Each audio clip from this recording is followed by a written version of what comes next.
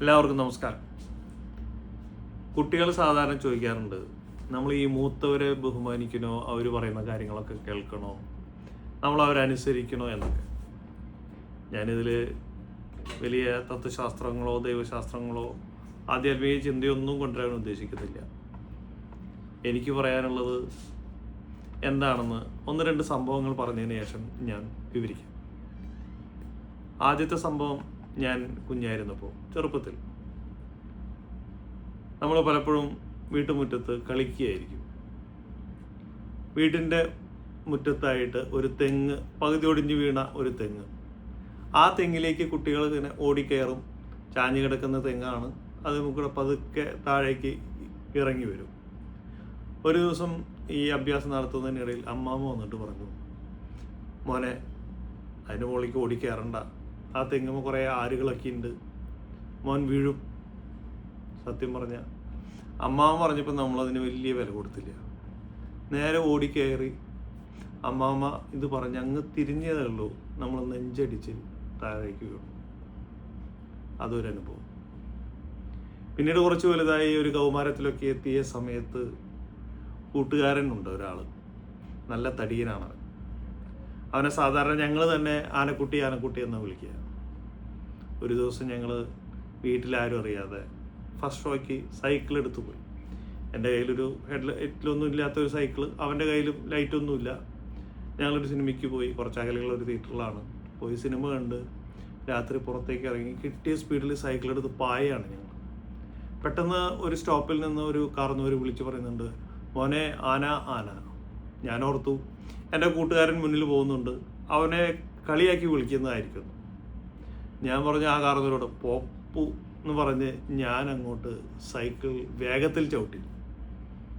ആ വേഗത്തിനിടയിൽ ഞാൻ ചെന്ന് നിന്നത് സത്യം പറഞ്ഞ ആനപ്പാപ്പാൻ എന്നെ തടഞ്ഞപ്പോൾ മുന്നിലൂടെ ആ ഇരുട്ടിലൊരു ആന ഓടി നടന്നു പോകുന്നുണ്ടായിരുന്നു.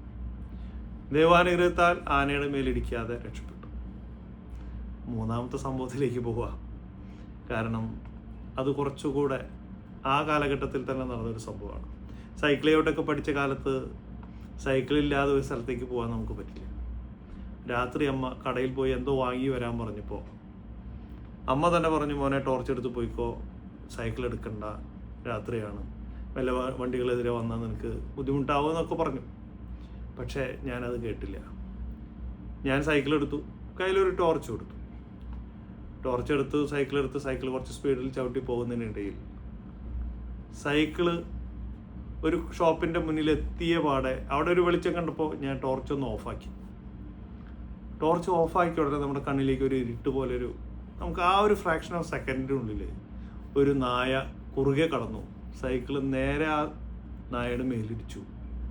ഞാൻ തല കുത്തി നായയുടെ മേലേക്കാണ് വീണത്. ഞാൻ ജീവനും കൊണ്ട്, നായ എന്നെ കടിക്കുമോ എന്ന പേടിയിൽ ഞാൻ ജീവനും കൊണ്ട് ഓടി, നായയും ജീവനും കൊണ്ട് ഓടി. അങ്ങനെ ഈ 2-3 സംഭവങ്ങൾ നമ്മുടെ മനസ്സിലുള്ളപ്പോൾ നമ്മൾ പിന്നെ മൂത്തോര് പറഞ്ഞ കാര്യങ്ങൾ അനുസരിക്കാതിരിക്കുമോ? അങ്ങനെയാണ്. അല്ലാതെ എല്ലാവരെയും ബഹുമാനിക്കണം, സ്നേഹിക്കണം എന്നുള്ള 10 കൽപ്പനകളിൽ നിന്നുള്ള കാര്യങ്ങളൊക്കെ പഠിച്ചത് കൊണ്ട് മാത്രമല്ല നമ്മളിതൊക്കെ ചെയ്യാൻ തുടങ്ങിയത്. സത്യം പറഞ്ഞ അതിനുശേഷം ഇത്തരം അനുഭവങ്ങൾ എത്രയോ കൊല്ലങ്ങൾക്ക് മുൻപുണ്ടായ അനുഭവങ്ങളാണ്. ഇതൊക്കെ മനസ്സിൽ പച്ചകെടാതെ നിൽക്കുന്നത് കൊണ്ട് അന്ന് പറഞ്ഞ അമ്മാമ്മയും ആ വഴിപോക്കനെയും അമ്മയുടെ വാക്കുകളും ഒക്കെ എന്നും നല്ല മോനായിട്ട് അനുസരിക്കാൻ തീരുമാനിച്ചു. ഇന്നും അതുകൊണ്ട് തന്നെ മൂത്തോര് പറഞ്ഞാൽ അനുസരിക്കണം. ആ കാര്യത്തിൽ യാതൊരു തർക്കവുമില്ല. കാരണം മൂത്തവർ അവരുടെ അനുഭവങ്ങളിൽ നിന്നാണ് നമ്മളോട് പലതും പറഞ്ഞു തരിക. ഇന്നത്തെ കുഞ്ഞുമക്കളോട് ഓരോ കാര്യങ്ങൾ പറയുമ്പോഴേക്കും അവർ പറയും, പപ്പ അതൊക്കെ ഞങ്ങൾക്കറിയാം. കുട്ടികളുടെ അവരുടെ അറിവ് എത്രമാത്രമുണ്ട് എന്ന് നമുക്കറിയില്ല. എത്രയോ പ്രായമായി, എത്രയോ അനുഭവ സമ്പത്തോടു കൂടിയാണ് അവർ പല കാര്യങ്ങളും നമ്മളോട് പറയുന്നത് എന്ന് അവർക്ക് ബോധ്യമില്ല. എങ്കിലും അവർ പറയുന്നത് ഞങ്ങൾക്കെല്ലാം അറിയാം. എല്ലാം അറിയുന്നത് കൊണ്ടല്ല, എല്ലാം അനുഭവജ്ഞാനത്തിൽ നിന്ന് പറയുന്നവർ മനസ്സിലാക്കാനുള്ള കഴിവിനെയാണ് അനുസരണം എന്നുകൊണ്ട് നമ്മൾ ഉദ്ദേശിക്കുക. അതുകൊണ്ട് തന്നെ മൂത്തവർ പറയുന്നത് അനുസരിക്കാൻ എല്ലാവരും തയ്യാറാവണം. കാരണം അതിൽ കുറേ കൂടെ വിവേകമുണ്ട്, അവരുടെ അനുഭവജ്ഞാനമുണ്ട്. അതിനെയൊന്നും നമ്മൾ വില കുറച്ച് കാണാതിരിക്കുക. എല്ലാവർക്കും നല്ലത് വരട്ടെ.